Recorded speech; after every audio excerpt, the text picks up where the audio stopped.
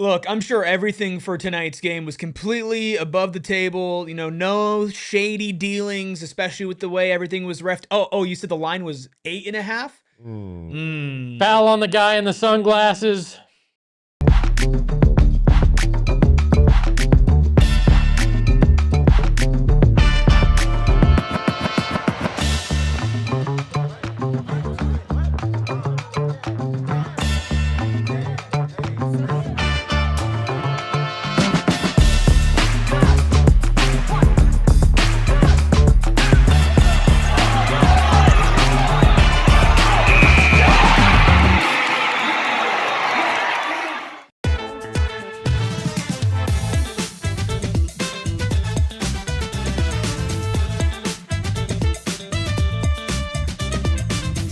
Psychos and sickos unite for the Refs Can't Take My Joy edition of the PHNX Suns postgame show. Of course, brought to you by our friends over at Bet365. Download the Bet365 app. Use code PHNX365. Deposit 10, place a bet for 5. Get $200 in bonus bets. You hear that, Tyler Ford? You can go on Bet365 and get $200 in bonus bets. Thank you all for joining us here on a Tuesday night as the Phoenix Suns held strong against the Dallas Mavericks, 120-111. I'm Eric. That's Skill. We got Espo and the Freckled Mamba behind the Mac making all of the magic happen. It's a home game, so Steven will be calling in later. But first things first, hit that like button, hit that subscribe button as well. We did hit 50,000 subscribers. I think 50K just got wired to Tyler Ford's account. And man, the Suns snapped a 3-game losing streak at home, a 2-game skid overall, picking up a much-needed win against the Mavericks. It is going to be hard, gentlemen, to talk about this game without talking about the refs, so let's just rip the Band-Aid off. Ayrton, do you have the thing? Can we just do it? Yeah. Yeah, put the toe tag on him, put him on the slab, close the drawer of the morgue, claimed another victim tonight. That was sad. I put in as much enthusiasm as we saw in the second half from everybody there. Look, the refs sucked. The refs sucked. That's about all you could say. But the Suns also, despite the refs sucking, kind of tried to blow this game too. You're up by 30. You wound up really struggling down the stretch. It was an uninspired, really 2.5 quarters to end that game. Right, yeah, like the first 2.5 minutes of tonight's game were blah, and then it's like, oh, they came to play. They go up double digits really, really early, and then go up 31 pretty early, and then it was kind of like, okay, hey, Mavs, we're up by 30. You're done. Yeah. And I was like, oh, we're actually going to keep playing, actually. We're going to keep chipping away and make you sweat a little bit. So it was kind of what we talked about last week as far as like hitting a wall and like maybe not being disinterested, but just not having that much juice. So this All-Star break could not come at a better time. I know we got one more game before then, but couldn't come at a much better time. I mean, okay. The Suns certainly had some things they needed to clean up. There were a lot of parts of this game that weren't ideal and that helped the Mavericks get back into it. The Mavericks attempted a season high for Suns opponents, 44 free throws in this game. And by the way, they got to that number with 3 minutes left in the game. The Suns attempted 9. Now, to give Dallas their credit, and we talked about this in pregame, they are very good at not allowing their opponents to get to the line. They're actually one of the better teams in the league. They're third in opponent free throw rate at only allowing 18.8 per game. 18.8 is third, and the Suns attempted 9 tonight. That is half. It is egregious because it wasn't just, man, the Suns are fouling all the time and the Mavericks aren't fouling. There should never be a game where the free throw discrepancy is 35. Ever. I agree, but when you're shooting 50 3-pointers and you're not putting pressure on the rim and you're already a bad team at getting to the line and you are 28th at rim pressure, sometimes this is you're maybe not this lopsided, but like the Mavs only shot 22 threes. You know what they did? They put pressure on the rim all night. They drove to the hoop.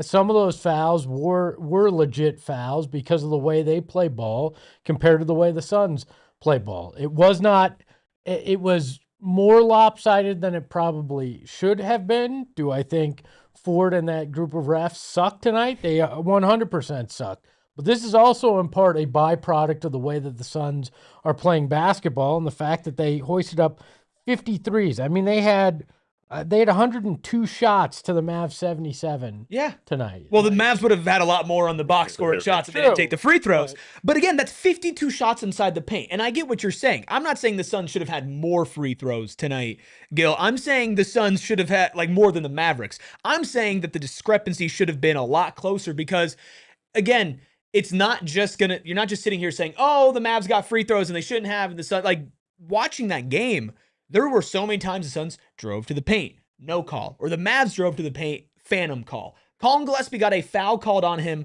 for Caleb Martin stepping on his foot. That one I don't understand. I've never heard the explanation. His foot outside his frame, the frame of the body. I've never heard that explanation, and that foul was just ridiculously stupid. Yeah, I would say that the discrepancy probably, I mean, it still would have been pretty bad if it was like 25 or 26, but like for it to have gotten to the 30s was pretty crazy. But to your point, I think Amir Coffey, I think you made the joke like, hey, he's finally a Sun, or somebody made the joke he's finally a Sun. He got called for a phantom call. Yeah, so like, Espo made the joke. So like, there was that. I was very curious. This is the 5th time this season that the Suns have attempted fewer than 10 free throws in a game. Of those games, the threes attempted in those games, 43, 56, 39, and 34. So a little hand in hand as far as that goes. But again, I recognize and understand the frustration of, because there were some times where guys ended up on the floor and there was no whistle and things of that nature. And unfortunately, the worst byproduct of it is that Dillon Brooks picked up his 15th technical foul. And we still don't know why, because there's no video. He said something to I hope whoever the pool reporter is, I hope they asked tonight. I'm done. I'm done with the refs, except for I'll probably take like 7 or 8 more subtle shots at them throughout the post-game show. But let's actually talk about basketball, because the Suns moved to 10 games above 500. Yet again, have a chance to be 11 games above 500 going into the All-Star break with tomorrow's matchup against OKC. 18-9 at home after dropping 3 straight at home. We all had this very high on the Suns must-win meter. And look, despite the Mavericks making it close, especially in that second half and the very end of the first half, the Suns, I don't know if they ever trailed in this game. Like this was a front. They did 1-0. 1-0. This was a front to back win for the Suns, which is a great way to bounce back after what this week has been, which has overall been pretty stressful. This was a Buscemi. Do we have the Buscemi meter? This was a total Buscemi for me tonight. It was a full Buscemi because, you led wire to wire, but you had a substantial lead. You wound up letting them get back in this at the end and made it way too interesting for anybody's liking on the front end of a back-to-back, and where we all feel that they need to. I mean, 2 wins would be extremely nice going into it. They could have really let guys be on ice, not have to worry about it, and instead they let the Mavs get back into this. Like, yeah, good you got the win. Needed it. Was a must win. The way you did it, not exactly the most confidence-inspiring this evening, and not the best when you're going into a second game in as many nights against OKC, who's dominant. Right, and I think that's the thing. We knew coming into tonight that this Mavs team has lost 7 games in a row, and it was kind of like, look, punch first, punch often, and get your work done, and get your work done early so you can look forward to tomorrow.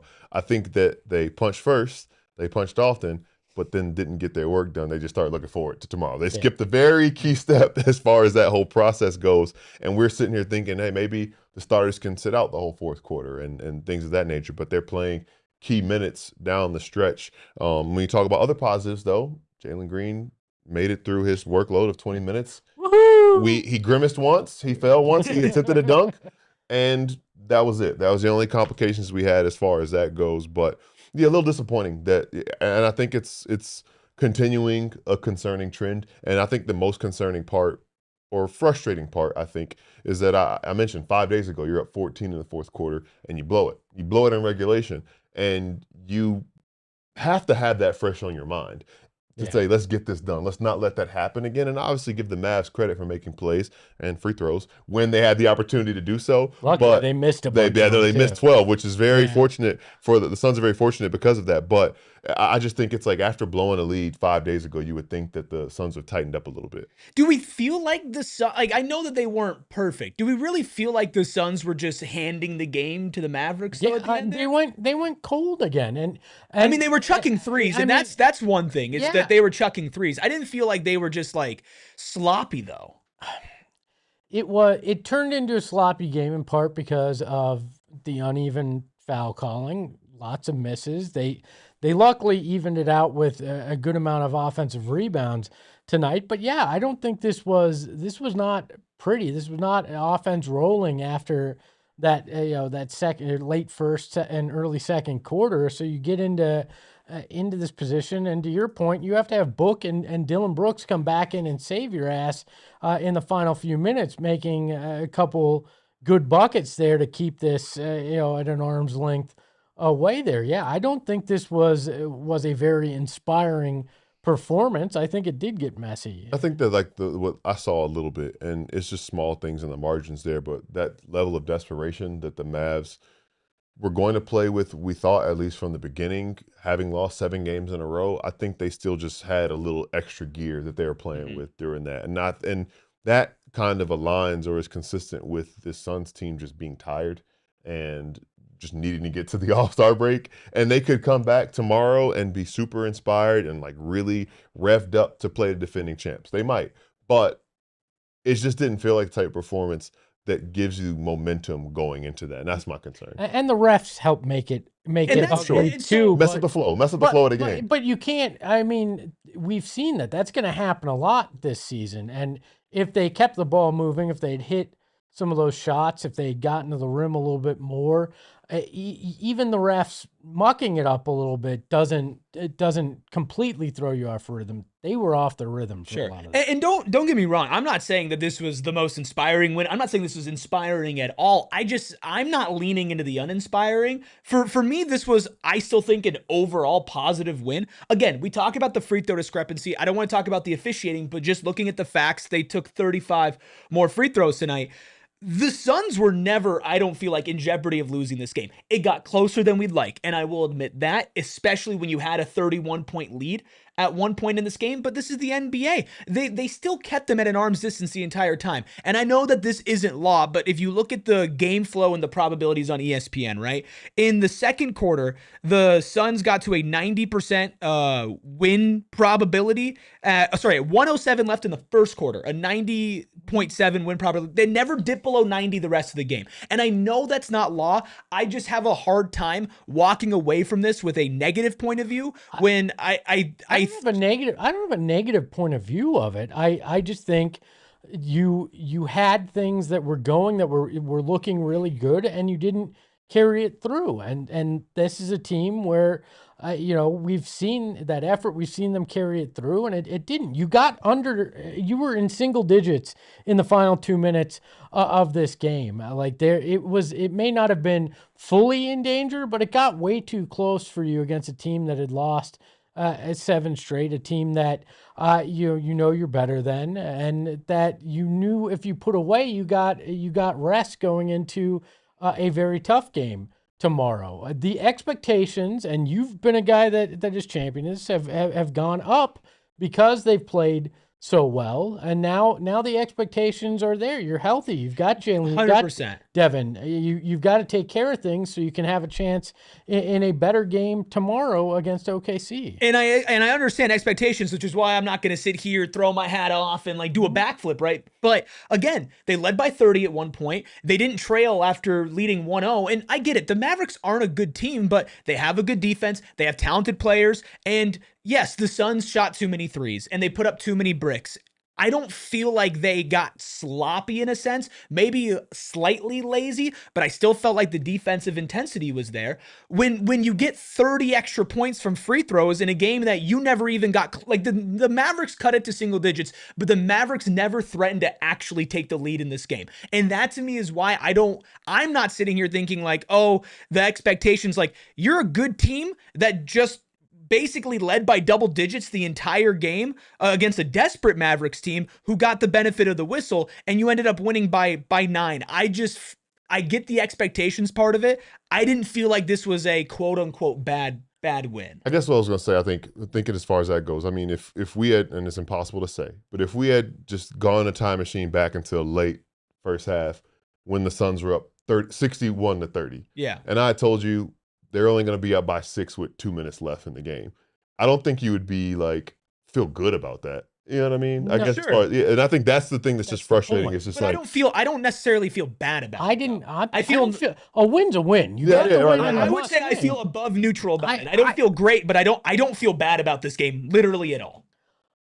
I don't feel bad. I don't feel bad. I just felt it was ugly, and you were hoping to have, you don't get style points in the NBA unless it's the NBA Cup and you win by more. But like you went in, you're up 30. Everything feels like okay. All that, the 2 losses in a row, the 3 losses at home, gone. We can move on, and you're going to get that rest. You're going to be able to go on tomorrow. It's not a bad win. It just got ugly because of the refs, because you let it get to single digits after being up 30. It's not the kind of win that all of a sudden builds extra confidence from anybody. I think, I would say, I think that like it's just like I would have preferred that, I mean, even I don't want to say, oh, they should stay by 30 all game, or even be up by 20. That'd be great. Yeah, I would love that, but that wasn't. No. But like, or even like up by 20 all game. But like, I didn't like that it got within single digits. When it was 6, I wasn't like, oh man, they're gonna mess around and lose this game. But I was like, man, they shouldn't be in this position. And I think that's just. And I'm not saying it was sloppy or bad habits, so to speak. I just think it kind of goes back to what we talked about over the weekend of like, are they hitting a wall? And that might be what I'm wondering, like, hey, like, I don't know what they have in the tank for tomorrow. And again, I think that we'll see them rejuvenated a week from now, but it's like, you got a really good team coming in tomorrow and you could use another win. And if this were not a back-to-back, it's probably a slightly different view for me, because it doesn't matter if your guys get rest because you don't have to play tomorrow. But it is a back-to-back, and it's a back-to-back against the #1 team in the West. And we know, since we've been scoreboard watching since middle of November, that all these games count and are important. And now you've put yourself at a little bit of a disadvantage for tomorrow's, which was already a tough matchup for you. Do you know who the leader in minutes was for the Suns tonight? Devin Booker, 32. 32 minutes, which is not like a large amount of minutes. No, but it could have been 20-something. And that's the thing. For a guy coming back. I feel like, and I think this is a good conversation. I don't think that anybody is wrong here. I think we're just kind of looking at this in different ways. But for me, I don't see anybody who had to play close to 40 minutes. The highest scorer for the Suns was 23 points from Dillon Brooks tonight, who didn't shoot great, which we can also talk about that game just overall. And I think he plays a lot into, okay, this poor 3-point shooting and taking threes when you should be maybe getting shots at the rim. Again, certain things that you can clearly highlight the Suns need to clean up from this game, but nobody had to go hero mode. You know, we don't have to sit here and say, okay, Devin Booker played 35 to 40 minutes on the first night of a back-to-back, right? Jalen Green stuck with his minutes. Mark Williams didn't get close to 30. He still stayed at 25. Like, to me, it didn't feel like a win where it's like the Suns had to overextend themselves. I think maybe they had to extend themselves a little further than we would have expected given the 30-point lead, but if let's say that 30-point lead was a 23-point lead earlier in the game and it was just more kind of evened out, I don't think that the conversation we're having here is remotely similar. And that's why I think it is. If you're up 20 or more and it gets within 6 in the final 2 minutes, when you're that significantly better of a team, or at least you're supposed to be, when you're 10 games over 500 or 9 and they're 14 under and they've lost 7 in a row and you've got a game tomorrow. Yeah, I think we would have still been looking at this and going, probably got too close than it should have. I mean, that's just the reality of it. You let them back in this game in part because the refs helped open the door, but you didn't do anything to help yourself when you shoot 16 of 50 from deep and could not hit those in the second half. And it doesn't, again, it's a win. And I even said this in my tweet, like, there's no room on the scorecard for pictures. When it goes all said and done, and we're looking back at this in March, you won this game. We're looking back at this in April, you won this game. But I think that, like I said, it was like a 30-minute, like, let's just call it 30 minutes, right? Because they were up 30 with 4:50 left in the first half. You take a snapshot of the Suns' effort and the Suns' execution on both ends of the floor. And again, the fouls were a part of it and it disrupted the game flow. But snapshot of that 30 minutes and you play that way against OKC or San Antonio or the Lakers or the Rockets, that's not going to cut it. And I think that's kind of what I'm thinking about as far as like, with like the first 18 minutes, that's great. And even spots in between it over the next 30 minutes. But I think now it's not even thinking about the Mavericks, but thinking about the Suns standard of who they are. And I go back to just maybe I'm pointing at like, I don't know what it is, but it's been something that we've seen from this team probably over the past week and a half, 2 weeks. And maybe the All-Star break fixes it. Maybe a tough opponent tomorrow fixes it, but I'm curious to see where they go from here. Yeah, we are having, I think, a great conversation on this post-game show. We're going to keep it going. We'll name our dude of the night. Our blue-collar boy, Steven, will call in 120-111. Suns win over the Mavs, snapping a 2-game skid, 3-game skid at home. The good, the bad, the ugly, everything in between. We're going to keep on breaking it down on the other side of this break. Look, this hat right here, it's a great hat. It's a Branded Bills hat, and if you're looking for some gear to make your brand stand apart from the crowd, well, Branded Bills has you covered with the best custom headwear. You can start your order, and their dedicated team will help you create the exact custom apparel you need. Trust us, because we know that Branded Bills delivers every single time, because we have custom PHNX headwear on our locker right now that you can go check out. And of course, they have partnerships with Arizona State University and with the Suns that you can pick up at Mortgage Matchup Center. I love these hats. They're very durable. You can throw them in the wash. They come out the other side great. I've worn this about 1 million times, and I keep on collecting different types of Branded Bills hats because they keep on innovating. Snapbacks, truckers, fitted, beanies, or tees. Branded Bills has you covered with performance and style, and you know that PHNX loves to support local. They're a company out of Mesa, Arizona. Head to brandonbills.com. Use code BBPHNX. That's BBPHNX at brandonbills.com for 15% off your first order. Look, I don't think you can actually bet on the number of fouls or free throws that are going to be given in a game, but there's plenty of other things you can with our friends at Bet365. Over 90 million people worldwide, including these two guys, myself and the Freckle Mamba, all use Bet365, and they've got great live in-game betting as well. They pioneered it, and you can bet on, over 780,000 events each year. That's a hell of a lot of events you can bet on, and multiple different sports as well, 78 different sports. And right now with Bet365, new customers get 200 in bonus bets when you bet just $5, win or lose. That's win or lose, the way we've been betting. Sign up, use that promo code PHNX365, deposit $10, place a bet of $5. Get 200 in bonus bets if you win or lose. Bets can be used on spreads, totals, player props, futures, and more. Whatever the moment, it's never ordinary with Bet365. Must be 21 and over, physically located in Arizona. If you or someone you know has a gambling problem, wants to help, call 1-800-NEXT-STEP, text next step to 53342, visit problemgambling.az.gov. Hit the like button, hit the subscribe button. Era says there's a lot of good in this game as well. I think there was good. I think there was bad. I want to throw a stat out there. So Kellen Olson, tonight's free throw differential of 35 is the highest in an NBA game over the last 5 seasons. 5 seasons. And 35 plus free throw differential has now only happened 7 times in the last 15 years. And it's the first time in 30 years that a team has lost by 9 with that type of free throw advantage. I would like to know how many times in those games that it's happened, a team has shot 53 pointers. Again, way too uneven, but I think the Suns shooting that much from deep played a part in it. So yeah. I'm just saying, man. I think that does, but when you're doing something that hasn't happened in 5 seasons, it was bad. It was bad. I know I said I was done talking about it. I'm not done talking about it, man. You can talk about the free throws, not the refs. Free throws are bad. Yeah, well, then, okay. Let's talk about the good. Let's name our dude of the night, presented by Gila River Resorts Casinos. You do you at Gila River Resorts and Casinos. Visit playedgila.com for more details. Well, it's not a dude.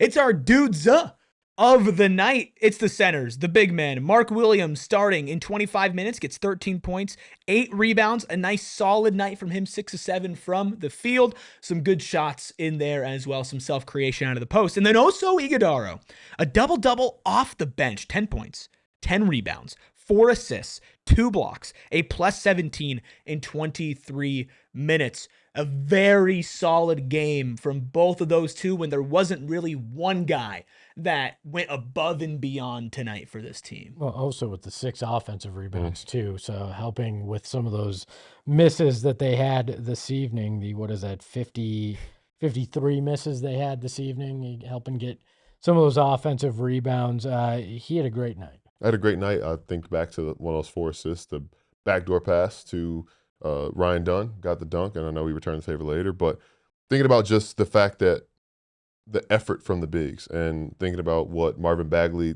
brought for the Mavs, and he had 9 points and 8 boards off the bench for them, but it was just matching his effort and not letting him outwork them, because those are the little things that aren't even really in the margins, but a lot of times what happens in the interior around the block doesn't really get paid attention to a lot of times because it's not the sexy stuff on the perimeter. But those guys both took care of business, did their jobs, and played with energy, because I think that the most encouraging part is it feels like it was usually one or the other that's having a good performance. So now if we can see them, it was 25 minutes from Mark, 23 minutes from Oso. So literally the entire game, you had basically 44, 45 minutes of solid, like above average, very, very good center play. And to see more of that more often, this team will go pretty far. And in different ways, too, obviously. Mark, with a lot of great rolls tonight, had that one where he kind of went up and under to get the layup in the fourth.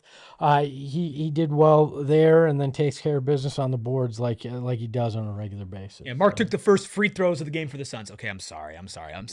I do enjoy, though, Mark has been getting to the rim with a full head of steam a little bit more, and at his frame, he's been either finishing or they've had to foul him. I've really enjoyed that dynamic from his game. They also dumped it down to him in the post a couple of times. He hit a nice little like lefty hook there, and he even had a floater in the dunker spot a little bit later in the game. And when the Suns were faltering there at the beginning of the fourth quarter, Mark hadn't checked in yet. And I think an interesting note for this one when it comes to these two, they both played good games, but guess who closed tonight? It was Mark Williams, who we've noticed hasn't been closing. He was at 19 minutes going into that final stretch there in the fourth quarter. Now, again, Oso was great, so I'm not saying that Oso comes off the court and that's the reason why the Suns are able to close it. But Mark goes in there, and I feel like his calming presence and the things that he does at his size was a big advantage against the Mavericks tonight, a different type of advantage than what Oso brought. You saw why the Suns were so comfortable moving on from Nick Richards, because when these two guys can play, and if they're both having good games, I don't know how a defense can truly plan for that, because they play such different styles, but not because one lacks athleticism. They're both uber athletic, but just use it differently. That is so much fun for the Suns to be able to manipulate every night. And again, very interesting who closed the game, despite statistically Oso had a better game tonight, which the last couple of ones it's been flipped where Mark's had the better stats, but Oso has closed the game. You mentioned manipulating it. I think one thing that's interesting, especially with their varying play styles, is you can manipulate the game and manipulate the offense, because you can do so many different things based on how they play. And in a game like this tonight against the Mavericks team, who is not as good as you can dictate the terms of the game. So they decided, hey, look, this is going to be a game that Mark Williams closes and brings what he uniquely brings to the table, and we allow him to do that.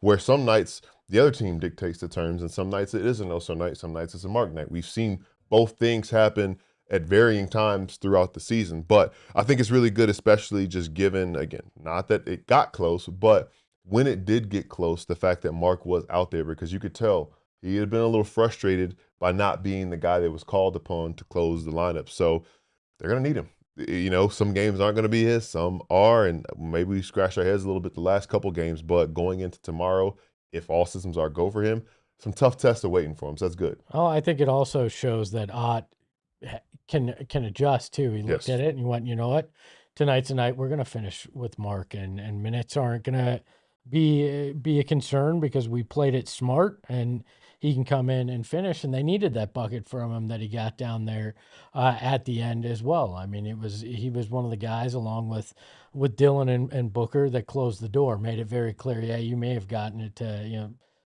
6 or whatever it was. And we're going to make sure that you don't get it any closer. Well, and the Mavs are a team that, again, they aren't good, but stylistically, if you pointed at a type of team that these centers would have struggled with so far this year. It would be the Mavs, who are very big and have very athletic front courts. Cooper Flagg, PJ Washington, and Daniel Gafford all in that front court. Now, of course, Cooper got his 27 points tonight. Monster dunk. He was very, very good. PJ Washington, 13 points, 4 of 9 from the field, sub 50% for your power forward. It isn't fantastic. And then Daniel Gafford, foul trouble, 4 points, 4 rebounds, 4 turnovers in just 17 minutes. Marvin Bagley had some good minutes off the bench. Those are big players, though. Those are big physical players, and we're giving dudes of the night to the two Sun centers that when they've run into teams like this before, it hasn't always gone great. So I want to just highlight how great those two were tonight, especially with how many threes the Suns were throwing up there. Mark grabbed 3 offensive rebounds, so 9 total offensive rebounds of the 18 the Suns grabbed came from that center position. Do you guys have any other thoughts on those two before we give out our blue-collar boy of the night?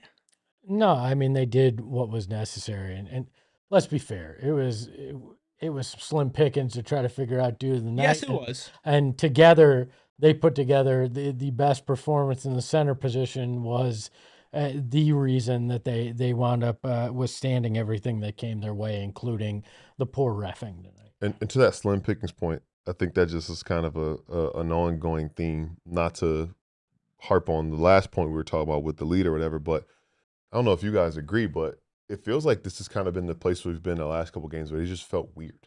Like they just felt like very weird games in this very weird lull. Like the Warriors game, I said this feels like a preseason game. The Sixers game also kind of felt like a preseason game, and this game was very much going through the motions in some ways. Going through the motions got you a big lead, but it also allowed you to lose the big lead. So the more I say it, the more I think about it, I really do think it's just a wall, and this team needs some time to recharge. And I don't know if it's that simple, but I think it would do some good. I think part of it, too, is still trying to figure out Book and Green dynamic and how it all works. And those two guys trying to figure out how to get back after being on the shelf. I think all those things play part in it. When we talk about shooting threes, right? I mean, Colin Gillespie 1 of 5 tonight. We know that will even out to the mean. Dillon Brooks 1 of 10 tonight shooting from 3. That is certainly, again, a conversation that we'll need to have. Jordan Goodwin 2 of 8. Jalen Green 2 of 8. Jalen Green, you would assume, goes back to the kind of mean there, and Jordan Goodwin probably takes less than 8 threes once Jalen Green and Grayson Allen are back playing more minutes. I know the 50 threes isn't always ideal, but you look at the Boston Celtics, right? When they won a championship, it was, we're taking a bunch of threes.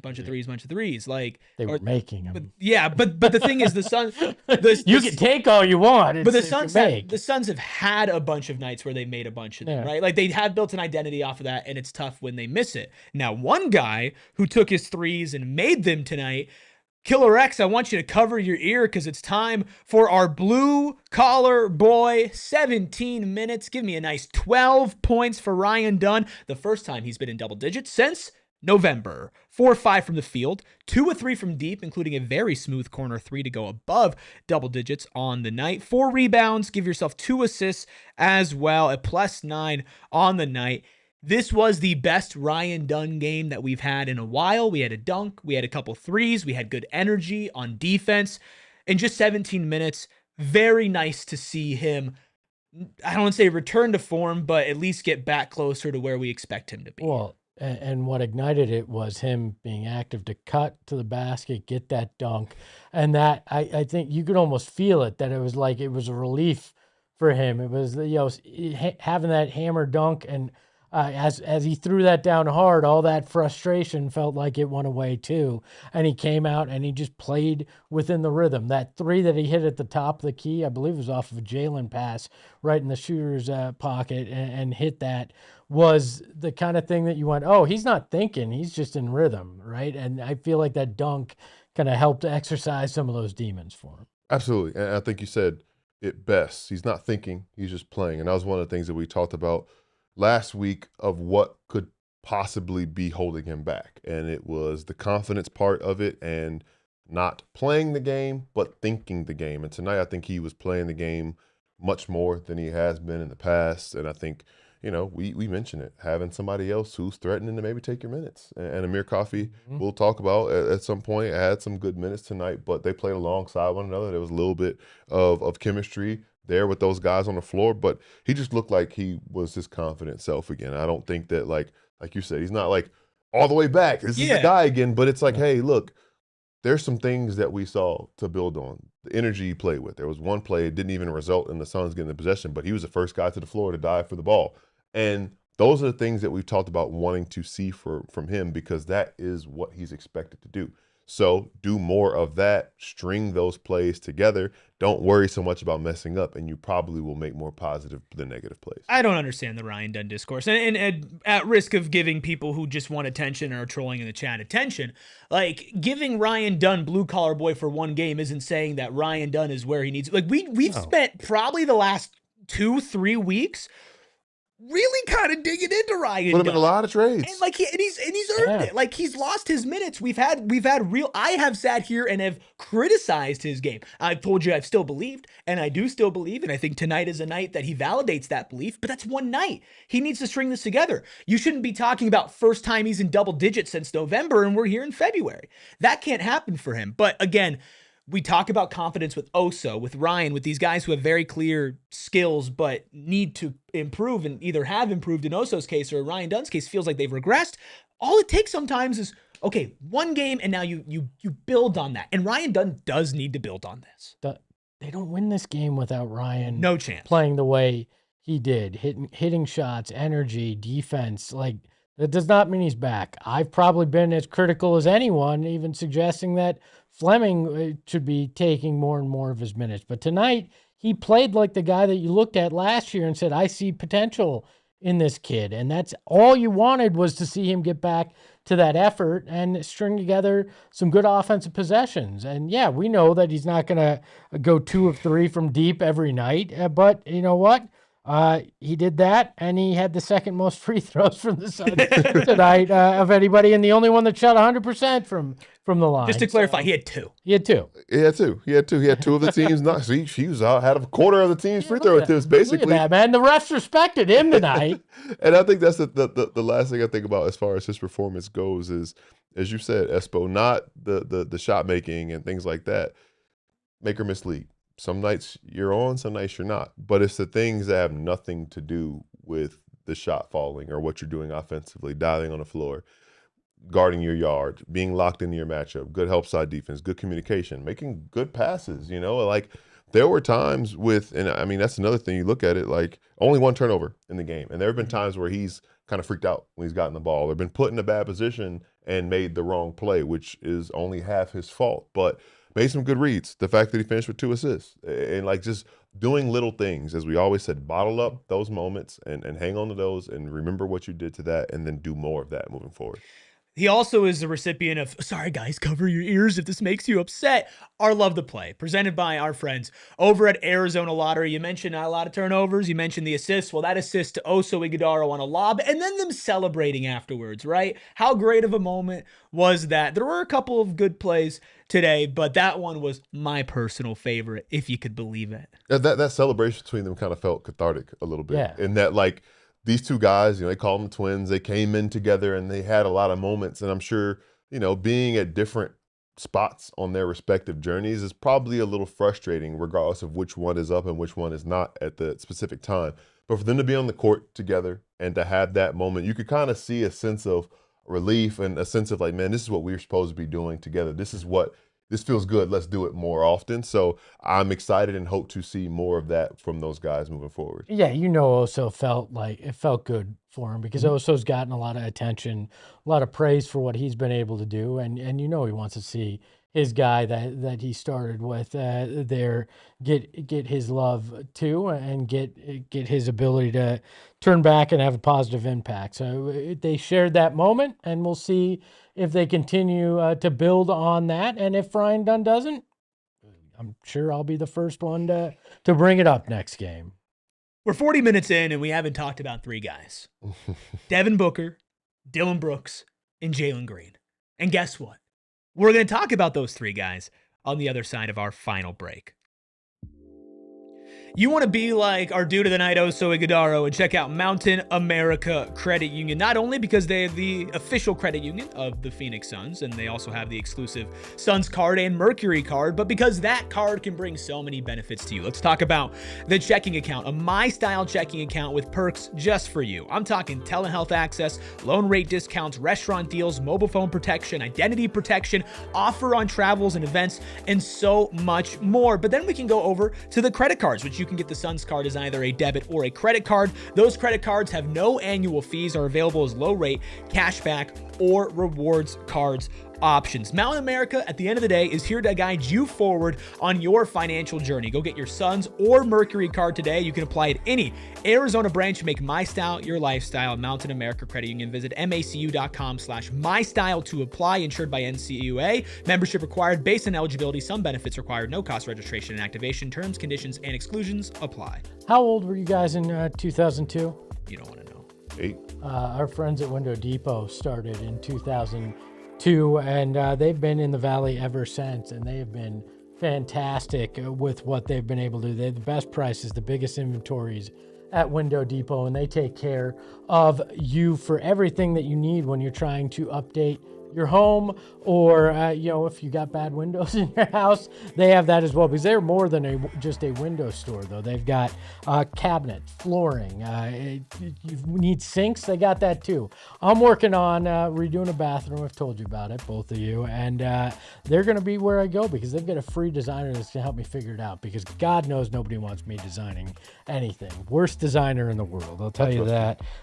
You should not, and neither should your apartment complex. But you know who should tour us? Our guys and gals over at the Window Depot. They're more than just a window store. Stop by one of their 7 Arizona locations today and see for yourself why they're more than just a window store. Some of y'all in chat are fantastic. Some of you need to chill out. Either way, you can check out Pure Edibles. Of course, not only are all 3 founders ASU alumni, which is great for me, but Pure Gummies, man, they are not covered in sugar like all of their competitors. Pure is a full-fledged candy company offering gummies, Kicks, which is their version of Starburst, chews, and hard candies as well. Pure is different because their effects are clearly listed on each tin, so you know exactly what to expect. How about you want to be relaxed? Guess what? You know that you're going to be relaxed, sleepy, uplifted, balanced. You'll know it. Not indica, sativa, hybrid. It's all different with Pure Edibles. They blend unique cannabinoids such as CBN, CBG, CBD, and marijuana-derived THC. Plus, they're designed to be ripped or bit in half so you could dial in your exact dose, or you can make them easily shareable as long as you are all over the age of 21. Pure Edibles are the most delicious edibles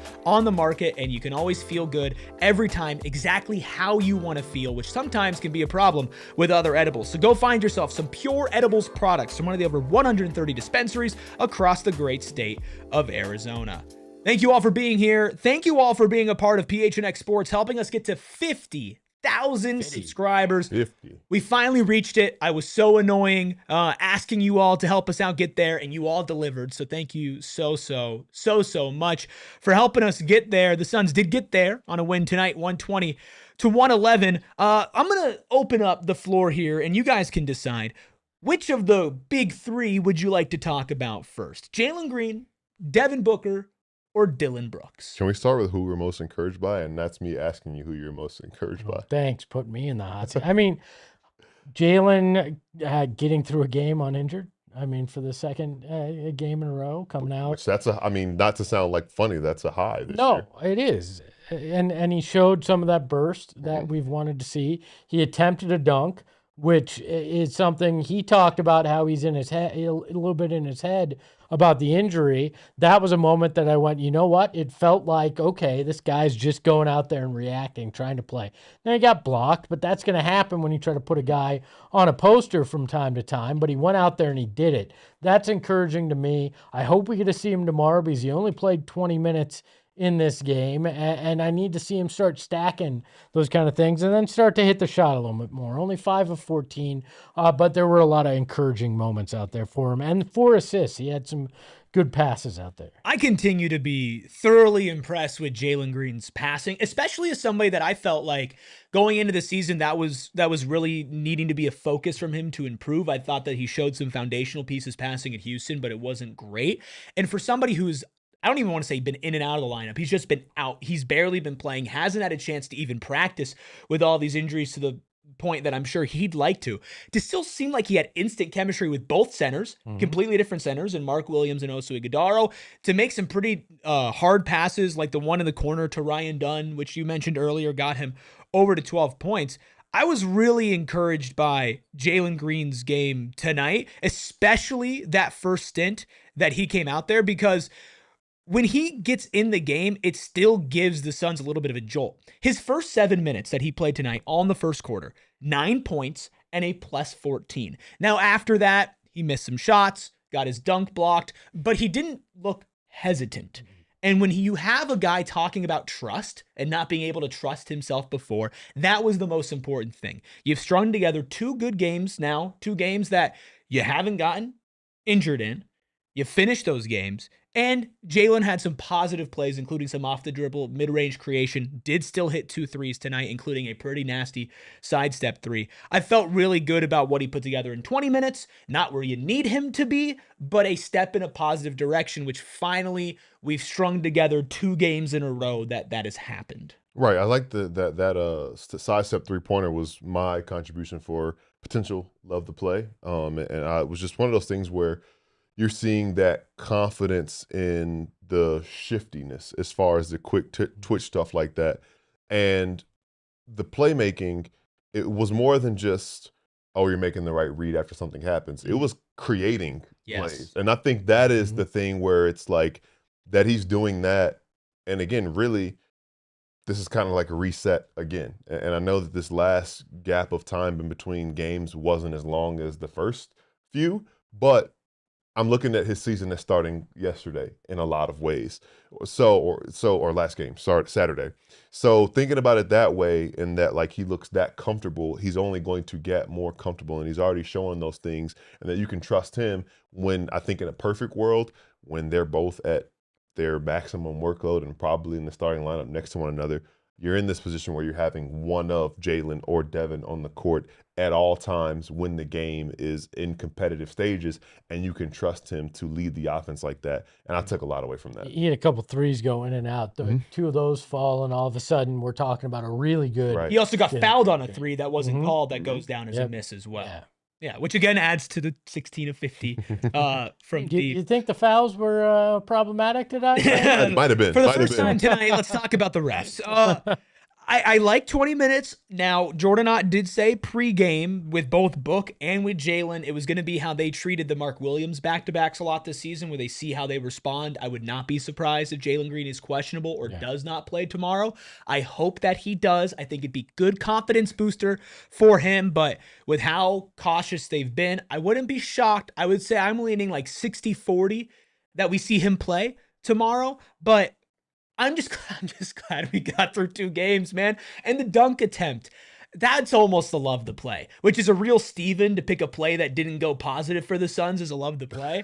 But technically that play did go positive outside of the injury. So I mean, I guess, yes, you're right, that original one. But the dunk that he went for is the first time that we've seen him attempt that since he's been on back. Dale Gafford, no less. Yeah. It wasn't like he tried. I mean, like it wasn't like he tried to dunk on Max Christie or something like that. It was like, God, I wish he did though. He probably would have gotten Max Christie. No, and a split second different by Gafford, and that is a poster. It is a poster. And he looked, and and when we ran it back a couple times, watching the slow, he got up too. Yeah. So it's at like, first I didn't think he did because it was so quick. But when you watch it, no, he got up. He got up. He got up. Jalen Green, and I say this in a complimentary sense, wasn't thinking in that moment, right? When you come back from an injury, especially a guy like Jalen, who we've seen it feels like he's second guessing everything, because how could you not? That's, again, not me trying to say anything negative about him. He even admitted he doesn't have trust in himself.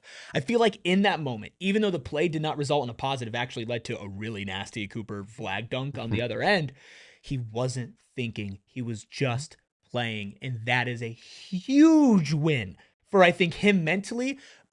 But when that first dunk goes down, we're gonna do a breaking news podcast.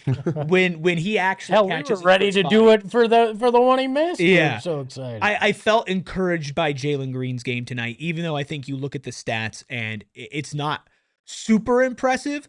I still feel like he has been good enough to keep me afloat on the hype train for what he could bring fully healthy, starting next to Devin Booker and Dillon Brooks. I mean, yeah. How can you? I don't know how you can be off the hype train when we haven't. I mean, I get the injury, but we haven't been able to see it for more than 2 games in a row. Now, hopefully, we get to see it a third tomorrow, and I think there's a reason. Obviously, 20 minutes was his cap. They did not bring him back in the later half of the fourth while they were trying to close things out, in part because I think they realize they want to try to use him more. As long as everything responds well, there's no inflammation or anything weird, I think we will see him. And the good part about that too, and we talked about this when we were coming into this back-to-back, is that, look, after tomorrow, this team doesn't play again until next Thursday. So, you want to be safe. You want to make sure all the checkpoints are cleared as far as him being able to play tomorrow. But on the back end, you do have a week plus of rest. And I know they'll get back to practicing and probably get to have some real practices, which will be very helpful for the chemistry on the court. But nothing high intensity. I don't know what its all-star plans are, but no travel basketball-wise as far as that goes. So it'll do them very well, and it comes at a pretty good time if he is able to play tomorrow. Let's talk about Devin Booker a little bit. Talk about him. So 32 minutes tonight for Book, which I believe is his high since returning. 19 points, 7 of 16 from the field, 3 of 7 from deep, 2 of 3 from the free throw line, 6 assists, 4 rebounds, 3 turnovers, 2 steals. Obviously not a great game from Devin Booker. Do you feel like he's still shaking off a little bit of rust? Yes, I mean, he didn't live up to his offensive expectations in terms of scoring. He did pass effectively tonight, was decent on defense, and helped rebound the ball. But, he hit those 2 threes early, only finished 3 of 7 from deep. And 19 points isn't what you've come to expect from him, especially on 7 of 16 shooting. So, yeah, I think he's still trying to shake that off. I think he's trying to, understand when he's on the court with Jalen. How does that work? How does that play out? And how do we make this work effectively? So I'm not going to give him a free pass. It was not a good shooting night, but I also think that there are some reasons for that. But once we get back from the All-Star break, sorry, that excuse is gone. You better show up and play effectively like all these guys need to. Right. It got to the point early on because those first couple threes he made were pretty tough. And I was like, oh, man, he's in three-point contest mode already. Right. And obviously shooting 43% from deep and tonight is far better than what he's done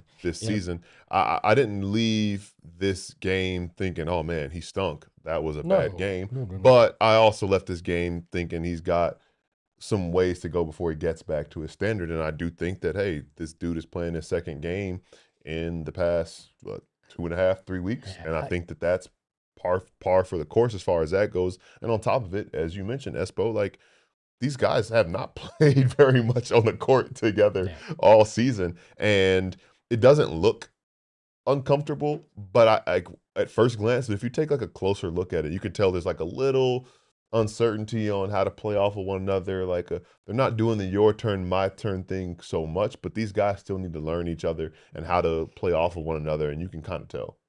Let me make something very clear to Charles and Nash in the chat.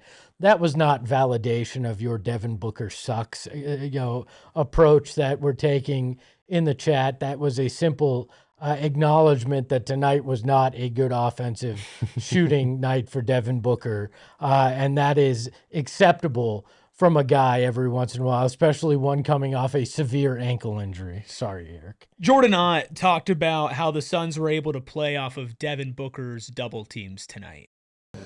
It came up, Steven, definitely in the game. Then we've seen it. He's seen it. It's more on the backside. So once we get it out, what happens? Thought we got high quality looks again. Threes. If you get a high quality three in the fourth quarter, your ball movement's pretty good. I thought at times we found it. We just weren't able to kind of make one or two to really break it open. So it's something we prepared for it. They did the same thing in Dallas in November, especially in the post there. That's why we did end up drawing something up to get him in the post just to come out of it. And that's why he went aggressive. So he went aggressive. He knew it was coming. So it's good. Good reps. Good reps for the group that was on the floor. Good reps for our team. We'll try to get better. Not a perfect night from Book, but again, the gravity, and we talked about it when he was gone, right? Even if Book's having a not ideal game, the attention, the focus is still on him.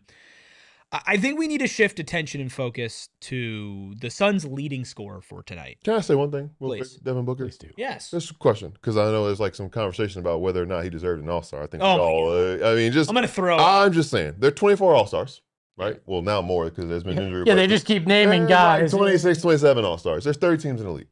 So the Suns are one of the 10 best teams in the league.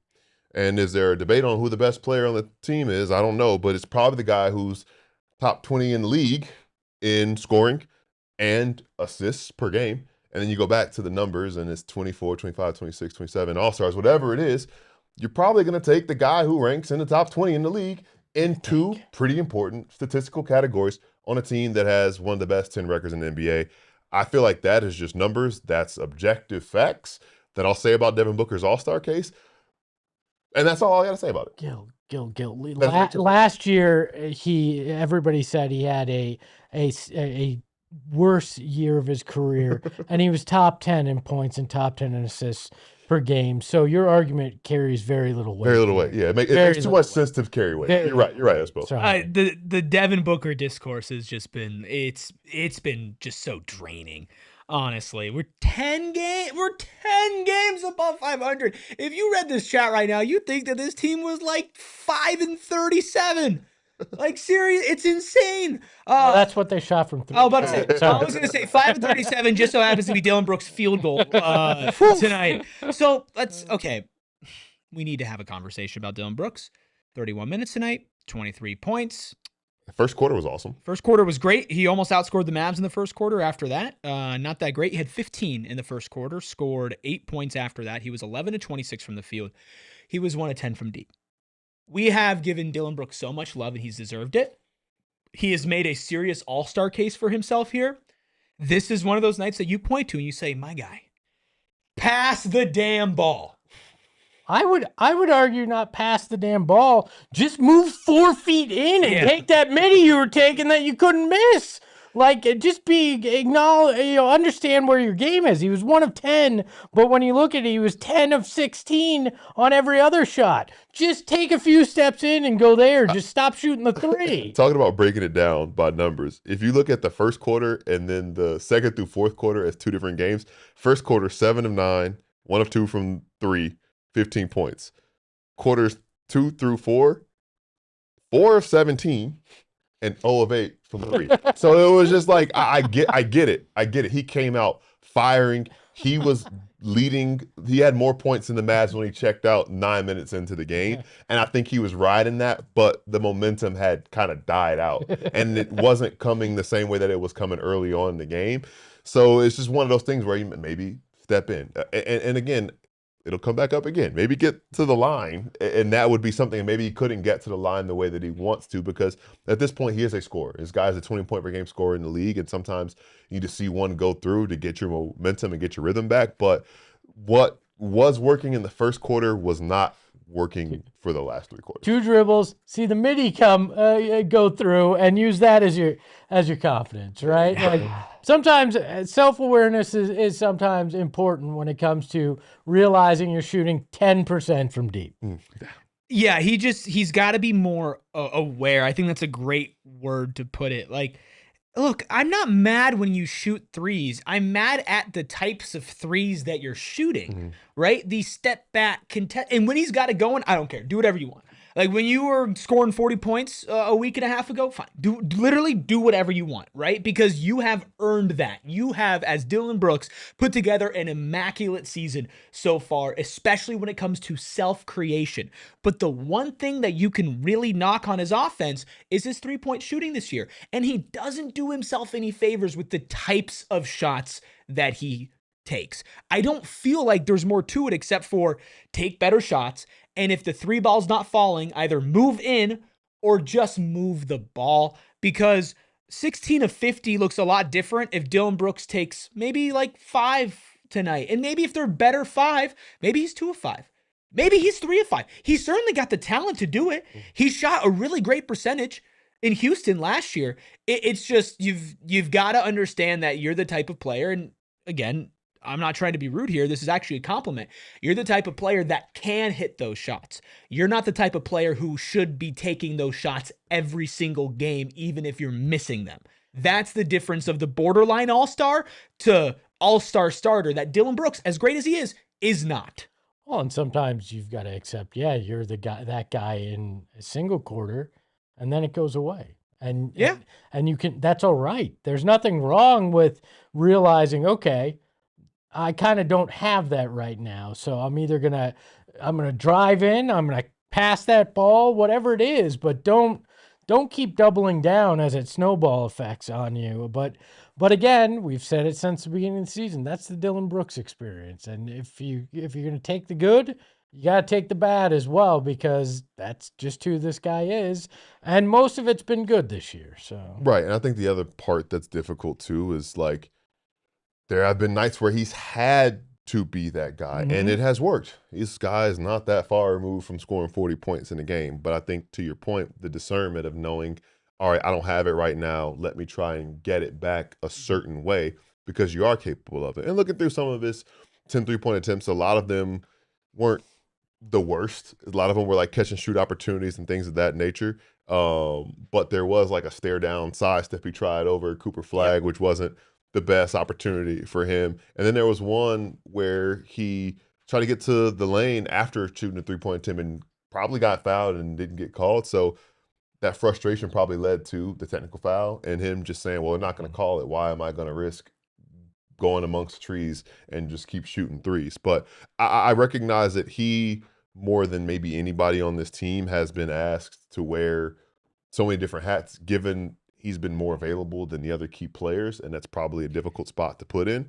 And I think that evens out as we get some more continuity as far as lineups and availability goes. But until then, this is just part of the experience. All right, I got to read a comment from the chat. Era 145 says, "This season is so much better than the last two for all the haters. Stop stressing and enjoy the season." Let's have fun. I mean, look, I think it's fair to talk about a game and break things down and not paint with a wide brush in terms of an entire season. You can say there's certain things, but to just continue to come back to the same worn out, lazy takes over and over and over again about a handful of guys. You either don't enjoy basketball, you don't actually like the Suns, or you need to re-examine a lot of things going on. And that's the thing too, right? Like there's 82 of these. 82 is a large number, and I recognize that, and it's a marathon. We feel it's a marathon. We know. But at the same time, man, like there are teams out here that aren't 10 games over 500. There are teams out here who have played 55 games and have only won 14 or 15 of them. Like this team has an opportunity to do something great. And I recognize like the idea of like seeing that a team could do more and wanting more from your team. But at the same time, man, like only one team wins it all. And these wins, regardless of if you can critique it, if you don't like the way it happened or whatever, it's a win. And you have to feel good about that because it doesn't happen.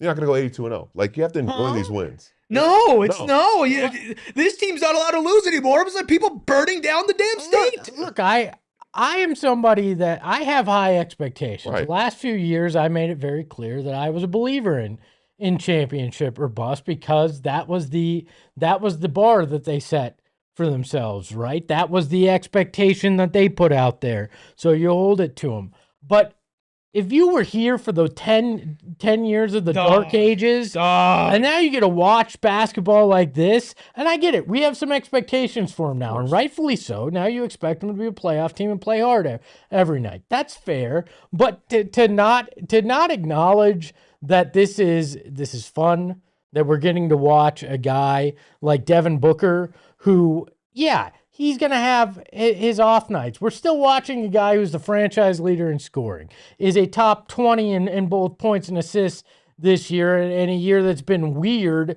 in terms of what the lineups are and his own health, was top 10 in both those categories last year. If you can't look at that and enjoy it, you are not a Suns fan. You are not a basketball fan. You are just somebody that wants to be miserable about it. Aaron puts it really great in the chat, says, being critical and being compulsive doomer are two different things.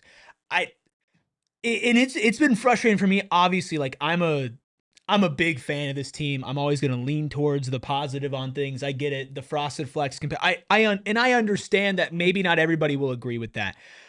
But I can call a spade and be critical. And being critical is one thing. And I think we have been critical and talked about it tonight. But I'm sure we were critical for the first 15 minutes. You and I went at it because I was being immensely critical. But that's the thing is, like, right? but it wasn't me denying the criticism. No. It was, okay, I think we're taking it differently, but we see the same thing, which is, again, that's fandom. You can feel and experience things differently. I'm not here to tell you how to be as a fan. I'm just telling you from my perspective, it's so much more fun when you can look at a team and be like, damn, this is a fun team. We have 32 wins minimum before the All-Star break. This team's over-under was 30.5. We just beat a team where we led by double digits pretty much the entirety of the game from 3 minutes in. I get it. We can be critical, but oh my God, man. Can we just take a breath? Acting like we're like the 90s Bulls and the standard has to be domination every single night. That's not the case. And the 96 Bulls who won 72 games lost to the expansion Raptors. So everybody has offense. Oh, and they were ready to burn that Chicago. At that point, they're like, oh my God. Bro, okay, look, clearly we need some context. Clearly, let's get to our post-mortem.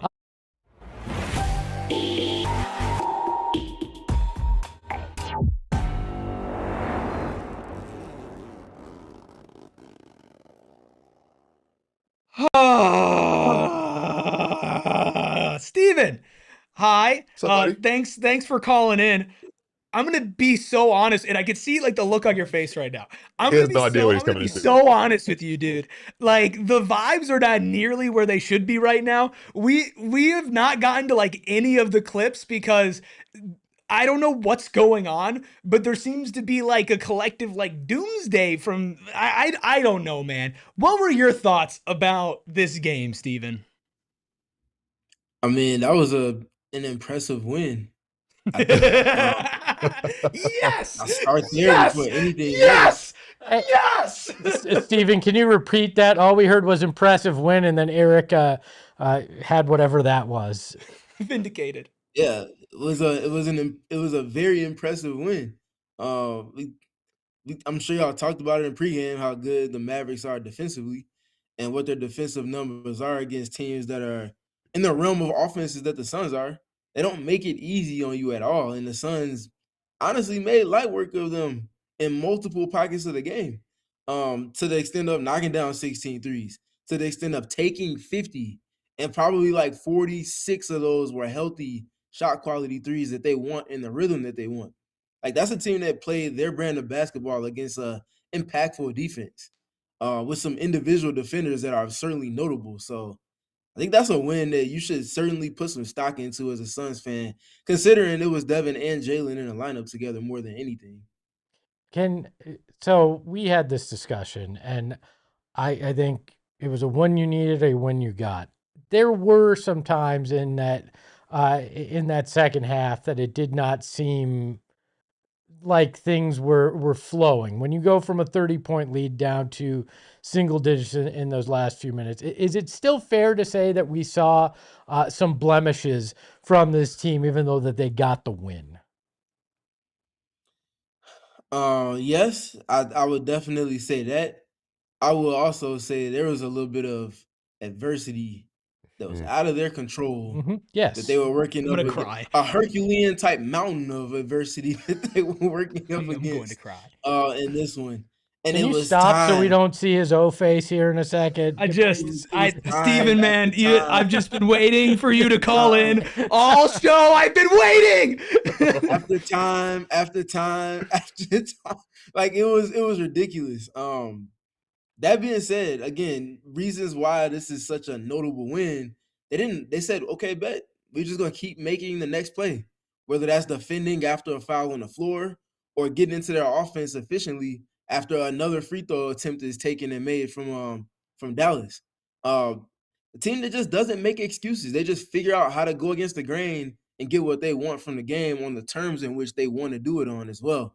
And again, for a team that finds ways to play the game on the terms they want to, dictating to your opponent when you're at that much of a free throw deficit, that says a lot about the team that you are. Mind you, this team does that, as y'all well know, without Grayson Allen, who's integral to everything that their offense and what their main rotation is and what their team identity is. So I don't know what the energy was before I hopped on, I would love to see it course corrected because that was not an Good easy luck. win at all, and it wasn't easy yet, and still there was only one lead change. Let's I be just clear. want to, dude. I want to give you a hug. Like oh my god, man. I thank you, Steven, thank you. let's be clear. The energy here was just fine. No, for sure. Energy elsewhere. I got it.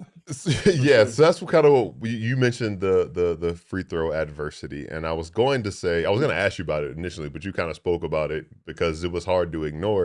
And I was going to ask to what you think that was owed. Was it the signal callers, the officiating? Was it the 53 pointers and stylistic differences? But I guess I'll kind of shift that a little bit, and you saying that kind of had a hand in the comeback and something we talked about already before. Do you think that this team needs All-Star break? Because there were some times this game generally that had a similar like flat feeling, just generally speaking, than the last couple games have felt as well. Yeah, I think this is a team that's certainly in need of All-Star break. For the reasons we kind of lamented at this point, where they're playing in factions of their rotation because of guys being in and out of the lineup for not just 1 or 2 games, but we're talking about 6 or 7 or 8 games or multiple weeks in a row in which they're missing games, and that kind of it weighs on your team when it's ebbing and flowing like that pretty much the entirety of the season so far.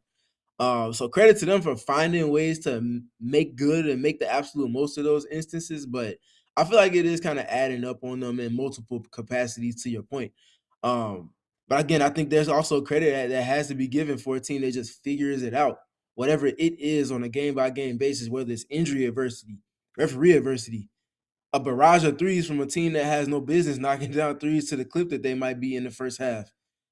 Figuring out how to just win games. I think that being able to figure it out as a team says a lot about where they are and where they're headed right now. Steven, we haven't been able to play much from Coach Ott, just him talking about playing off of Devin Booker's double teams. What did he have to say about the adversity this team faced tonight? Yeah, he said, he said we all saw it. We all felt the snag in the game flow and game process that it was. But like he said, they don't make any excuses and they just figure out how to work around things. That's something that's out of their control. And he's proud of the way in which they mentally approached it because that's something they can weigh down. It's like, man, I got to stop and wait for these free throws to get taken. They're probably going to make them. And then we got to go up against a set defense again. They just kept doing it and just kept doing it again and again and again. And to the extent where even with that, Dallas wasn't able to usurp the deficit that they were at completely. They got close, but you don't get a dub for getting close. You got to actually win the game in terms of more point scores. So I think the Suns navigated it well, and Jordan Knott was definitely happy about his team's mental fortitude amidst so much of the whistle adversity that they were up against. And honestly, I'll go ahead and break the news now. That's something that's not going to be in their favor should they see the postseason. So Suns fans, you might as well go ahead and start mentally and emotionally conditioning yourselves for a lot of those WTF was that call type situations, because especially the way it's set up with the star level talent they're probably going to see in the first round with the way that the Western Conference is set right now, you're not going to be seeing calls in your favor, and the whistle at large for the team you're up against is going to be something adversity wise you'll have to work up against. So about some individual performances, we were talking about the three guys, and you mentioned it a little bit. First, I have a two-parter. One, what happened? Do you see what happened with Dillon getting a tech? We didn't see it on the broadcast, so I don't know what happened. Did he say something? Was it about anything? But him, Book, Jalen Green wasn't necessarily the most efficient performance for those guys as a unit, but seeing them develop that chemistry now playing together and Jalen getting through this without any hiccups that we know of, what was your take on their performance tonight? Yeah, I think that's a good question. I think them finding their kind of ebb and flow and rhythm with each other all in the lineup and in the rotation together, I think matters a lot for this team. Dillon's touches are not coming in the way in which they've come all season long, yet alone in the recent stretches where Jalen has been in the lineup. So they're figuring out ways to kind of uniquely get him post touches. Sometimes in transition, not going all the way to the basket, but letting them post up early against the small and then kind of playing off of that. He's still getting his second side or third side touches, and then the late clock touches are still there too. Jalen is being very patient with himself, and I think that matters a lot because, Gil, I'm sure you're aware of this too, but coming back from an injury, you have to kind of test the waters. about testing the waters, you can also find other ways to impact the game if your game is well rounded. And as we've been tapping the sign on since they made the trade, Jalen Green is a very good scorer, but he's also more than just a scorer. Continues to find the rollers, continues to find his bigs around the basket off of the attention he gets when he turns the corner, but also helping with his bucket getting to set that tone to then allow for him to be able to be a playmaker and be effective in that. And then Devin, man, Devin had a very good basketball game. I think the way Dallas was sending double teams at him with different timings and different things like that, he was ready for all of it, very well prepared. But I think the execution part was the most important. He's been very patient with those, allowing for the dust to settle on the advantage on the backside. And then he's able to make a sharp pass to that first person, whoever it is he decides to go to. We saw that person that's making that next pass throw alley-oops to Mark Williams twice.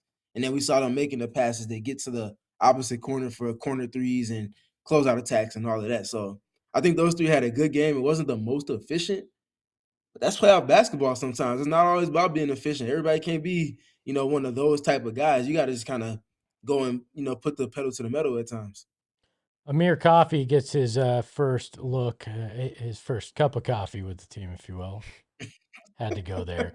That was too yeah, easy. look, that was percolating, wasn't it? Yeah, I dipped into my K-Ray bag, and I've been I got a lot of these. We're gonna put the pot on. We'll let this cook for a little while. But Steven, what did you make of it? Obviously, lots of fouls, but what did you make of his first minutes as a Sun? Yeah, I thought he was good. I thought he fit right in, like hand in glove. It was that there were certain moments in his first shift where I forgot he was like brand new to the team. First play, he comes in, attacks off of a Ryan Dunn drive, gets to a 2-dribble midi pull-up versus a switch. And it's like, welcome to the Amir Coffee experience. You have another player, this time is one in a role player capacity, that can kind of do some things off of closeouts that's different than what Royce does, different than what Colin does, different than what Grayson does. I think he has some good moments defensively as well. You can kind of see the way he processes the game, much akin to everything else they like to do, just being early in your help spots. He sees the game and processes it well on that end. And I think he also made some good quick decision moments as well, going back to the offensive side. So I think he came in and he just didn't step on the game. He just fit right in. And again, for a player that's coming in that's going to be like a 9th, 8th type of guy, maybe at the highest point in your rotation, that's all you can ask for. And then knocking down some threes and doing some things disruptively defensively on top of that, that's all A+. So very good debut for the Suns from Amir Coffee, to the extent that Jordan Knott even said he probably would have felt comfortable putting him in the fourth quarter because of how well he fit and how effective and impactful he was on the game. Speaking of effective and impactful, there are two guys that we haven't really talked about a lot, and this is the last one from me. Royce O'Neal, an effective game from deep, and Colin Gillespie almost getting a double-double in rebounds and assists. 9 rebounds and 8 assists for Colin Gillespie tonight. Not the loudest games from those two guys, but what did you see from them that helped get the Suns to this victory? Colin Gillespie eats nails for breakfast and probably for dinner too. It's probably his pregame snack, to be honest. It's getting to the point where people are being overly aggressive with him, and he's just saying, bet. He just pokes his chest out a little bit more, grows a little bit more annoying defensively, and then offensively continues to find ways to impact the game. Sometimes it's on the periphery. Sometimes it's with him at the point of attack.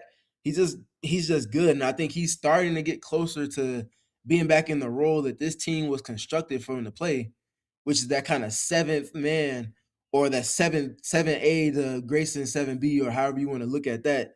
But just having that type of impact, he's in a decent space. I think he's starting to get comfortable back in that role. And then Ryan Dunn, another guy that continues to find impact. Everybody's been talking about him the last week and a half or so.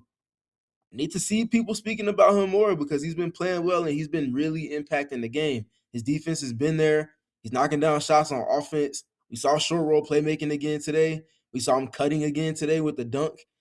He's doing all of the things that made him a starter and an impactful guy in that starting lineup earlier this season in his recent kind of 2 or 3 game stretch. But as we know, this is not new. We know he can do this. It's about sustaining his consistency. So that's what I want to see from him next. Be confident, be consistent. Any final thoughts or final things that you thought were good from post game that you want to share with the people? The small pick and rolls. We talked a lot about those yesterday on our 3 p.m. show. And get to Jalen Green being in the rotation again. We see him getting into a lot of those in the quarter situations and a little bit more than just that as well tonight. They pretty much scored on all but maybe one of those possessions where Jalen was involved in small pick and roll. I think the other part for me is that reserve unit, man. Those dudes just get after it. They get after it defensively. And you throw Amir Coffey into that mix, a new guy, for him to have fit so seamlessly and them to still get that kind of kill shot impact that I talked about in the keys. We can go on a 10-0 run. When you can stack one or two of those over the course of a game, the percentages of you winning, like your probability skyrockets. And they got one of those in his first stint. I think he ended his first shift, he was plus 11. And that's what you want to see from that group. So they continue to get it done, and I think they're going to get a shot in the arm when Gillespie is firmly back in that spot. Awesome. Thank you so much, Steven. Great as always. Excited to get your coverage for tomorrow's game against the Thunder, and then you'll be back here in studio a little bit because the Suns will be in the All-Star break, but the coverage keeps going here on PHNX Suns. Of course, you can follow Steven at StevenPG3. That is Steven with a PH. Thanks, Steven. See y'all in about 14 hours. Do it again. Okay, so we have some super chats that we need to get to, but I need to say something first because one of the reasons why I love this place and why I love what we have here at PHNX is because we have a great spot for community building. And I think we're a very positive force in here. And I think most of the time we hit that. I do think that there have been instances in the chat, and not just tonight and not just with the people tonight, but I think overall where people have become very comfortable attacking personal things, either with people up here or people in the chat. That is not something that PHNX is. That is not what we will ever be. So if you want to disagree about basketball, if you want to say we're stupid about a basketball take or disagree with somebody in chat, that's one thing. I don't care who it is. I don't care what it's about. No matter which way it's going, no personal attacks to anybody up here in chat. Don't care. If you disagree with them about basketball or sports, that's one thing. That's not who we are here. So I just want to put that out there because I think we veered off a little bit too much tonight. And we need to veer back on that. So unless y'all want to say something on that, I say we get into super chats. Okay. Super chats from Riddle 2335. Thank you, Riddle, for always being here with the super chats. 999 says, a win matters more against equal or better teams. When the Suns play weaker opponents, there's no excuse for laziness. Execute at a high level every time. That's the expectation now. They set it for themselves. Yep. That's, again, the bar they set, and that's what we expect from them now. We've been tapping that sign since this team said they wanted to be a good team. You do it against everybody. It doesn't matter if it's a team that's lost 7 in a row or a team that's a defending champs. You got to be the same team every night. Math to the power of Joe with a $4.99 super chat says, our Suns are limping into the All-Star break. We should give them a break. They've played harder for us than they have in years. It takes a toll.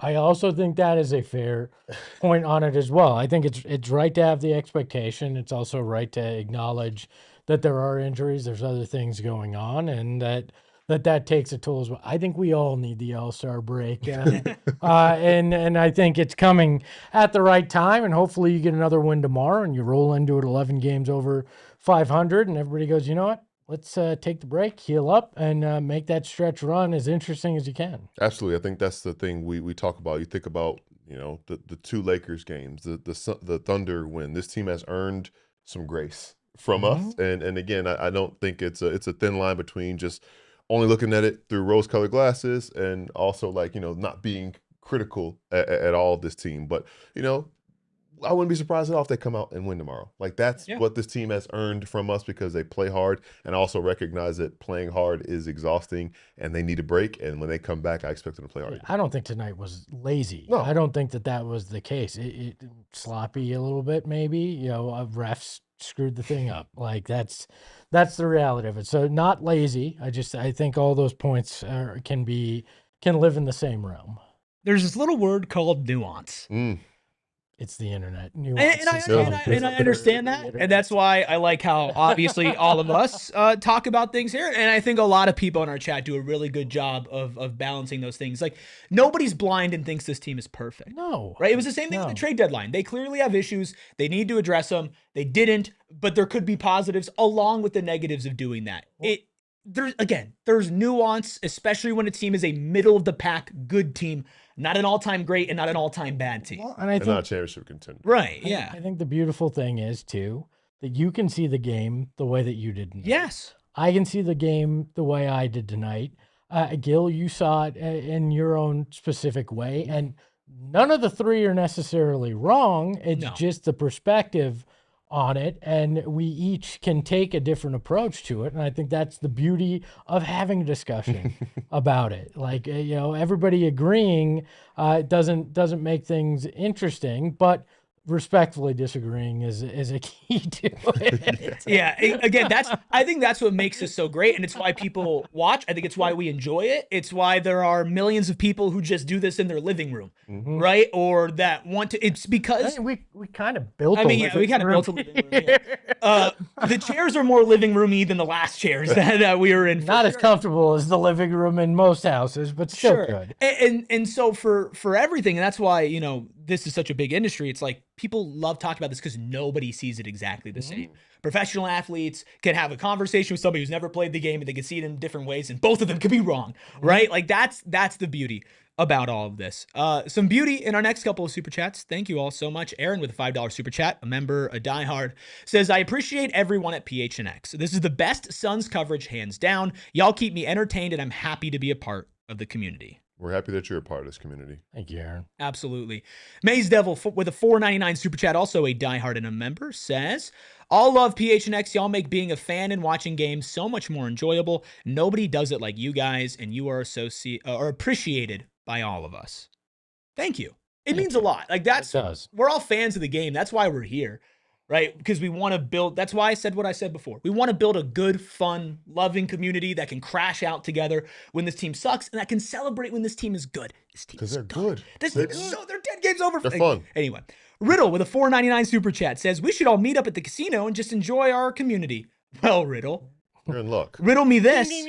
Guess what? 9 days from now, first game post All-Star break, Suns Spurs, we will be at Wild Horse Pass, Gila River Resorts and Casinos at a casino, celebrating community. Riddle, you would have thought that we paid you to make that super chat there. Thank you so much. Go phnx.com/events to RSVP, but it is an absolutely free event.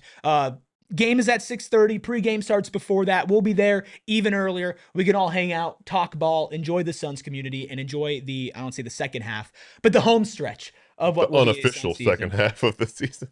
What is it, like 23? Yeah, whatever it is. It's such a late All-Star. It's the halfway point. No, it's not. Well, we are well over the halfway point of this show, an hour and a half in of what I think was a lot of great ball talk here. Any final thoughts on this game before we're back at it tomorrow for a Thunder pregame, watch-along, postgame show to head into the All-Star break? Just please let Devin and Jalen play tomorrow and make it interesting. So Right. I'll say what I said already. Like, listen, a win's a win. They got to win, and that's momentum going into a game tomorrow against a very good OKC team, but not fully healthy and potentially vulnerable. Looking forward to talking about that tomorrow. Yeah. By the way, Sergio, yeah, I did see Frank. I need to talk to him about that hairdo. Frank and I. Hair? Frank and I. Nice. I think that's the same suit he's worn every time he's been on the show. That was my first time seeing him. So, it's hard to get a suit that size, man. I mean, with that kind of money, look up his career. It ain't that hard. He's doing fine. Still probably got that one with the I think it was the Wisconsin lining in it from the draft that they could wear. So. All right, guys. Also, well, did you see Hello's comment? Oh, I was going to end with it. Good. Yeah, I was going to be my outro here. Trust me, I saw it. Look, we are going to keep you updated on everything. Devin Booker, Jalen Green, Phoenix Suns, at PHNX_Suns on Twitter and on Instagram. If you want to be the most informed Suns fan, plus get some funny memes, everything in between, make sure you follow those accounts. Big shout out to the Freckled Mamba behind the Mac, making all of the magic happen per usual. You can follow him at Freckled Mamba. You can follow Espo at Espo. Catch him every single weekday morning on Southwest Bias. You can follow Gil at Gil McGregor_. Yeah, Southwest Bias in about 12 hours. 15 minutes. You can follow me at ERIKRUBY. Thank you to all those who helped make this a positive community and a fun chat here, including Hello, who asks, can Eric enter a casino with how much he owes? I guess we'll find out on the 19th, and we'll see you all tomorrow. Braden, you're going to have to work a little harder. We all silly like the man.